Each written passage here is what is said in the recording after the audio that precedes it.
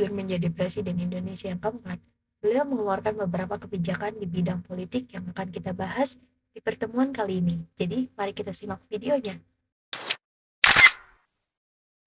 Kebijakan pertama yang dibuat Gus Dur ini memang sangat kontroversi adalah di mana ia ingin menjalin kerjasama dengan Israel. Walaupun kita tahu bahwa Israel adalah negara Yahudi, namun dia berpikir bahwa kerjasama dengan Israel itu lebih menguntungkan dibanding kerjasama dengan Rusia atau negara-negara ateis lainnya.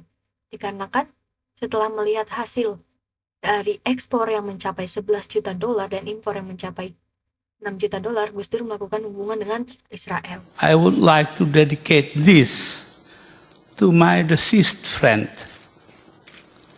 Ramin, a Jew who shared with me for 4 years the Kabbalah, the Talmud, and everything.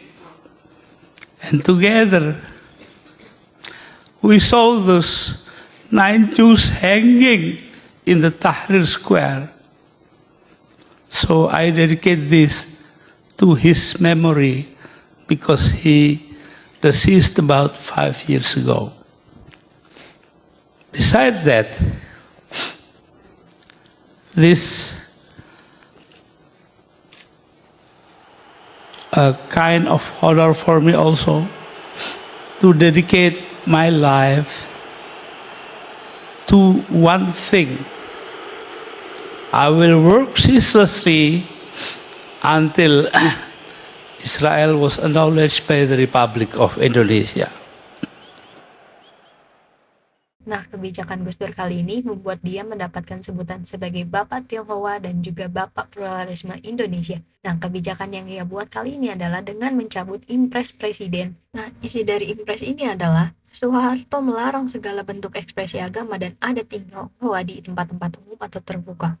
Nah, namun setelah Gus Dur menjabat menjadi presiden dan mengeluarkan Perpres nomor 6 tahun 2000 yang mencabut Impres yang dikeluarkan oleh Soeharto pada masa jabatannya, itu membuat para etnis Tionghoa merasa bisa menunjukkan kembali eksistensinya dan identitas kebudayaan mereka. Karena bagaimanapun para etnis Tionghoa adalah rakyat Indonesia yang harus selalu disetarakan.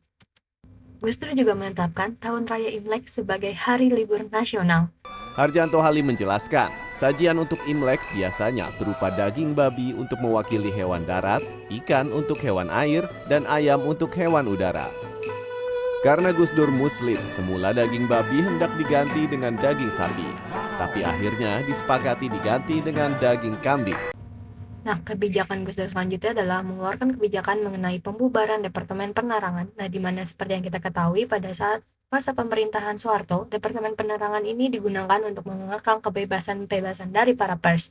Nah, kebijakan Gus Dur untuk membubarkan departemen ini bertujuan untuk agar kebebasan pers semakin terjamin dan tidak ada lagi pihak kuat yang dapat mengekang kebebasan pers lagi. Nah, pembubaran itu membuat para masyarakat tuh menjadi bingung antara pro dan kontra gitu, karena pihak pro yang menilai bahwa kebijakan tersebut telah memiliki dasar pertimbangan dan dianggap efektif.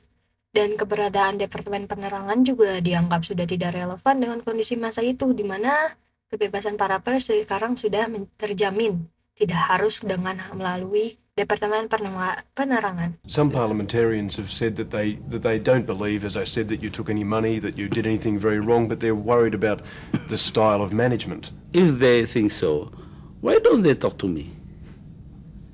If it's style, it can be changed anytime, you know. I'm not so gullible as not to listen to them. Nah, kebijakan di bidang politik yang selanjutnya ini cukup membuat kita jadi mengenang kembali tentang peristiwa yang pernah terjadi di tahun 65. Ya, apalagi kalau bukan tentang pemberontakan yang dilakukan oleh Partai Komunis Indonesia atau PKI. Pada tahun itu, kebijakan ini ialah pencabutan TAP MPR RI tentang larangan terhadap Partai Komunis, ajaran-ajaran seperti Marxisme, Leninisme, dan Komunisme. Nah, dengan pencabutan TAP MPR ini banyak membuat publik kebingungan dan bahkan lawan politik dari Gus Dur pun menganggap bahwa ini tuh hanya cita-citanya Gus Dur aja, biar dia tuh mendapatkan empati dan simpati dari para keluarga-keluarga mantan tahanan politik yang berurusan dengan Partai Komunis Indonesia PKI. A few moments later, a few minutes later, a few inches later, 12 seconds later, 3 days later, 3 weeks later, many months later. Nah, meskipun dari banyaknya kebijakan yang dibuat beliau selama beliau menjabat, itu tuh kebijakan tersebut selalu menuai pro dan kontra dari masyarakat. Bahkan ia juga disebut sebagai Presiden Indonesia yang sering memiliki atau membuat banyak kebijakan-kebijakan yang mengundang kontroversi. Namun, seperti yang kita lihat dan kita pelajari juga, sebenarnya kebijakan yang dia buat selalu mempunyai arti dan pemikiran yang mendalam. Yeah, man, I think Rich was beautiful because he's got good brains. I am the one, the way your son don't need a gun to get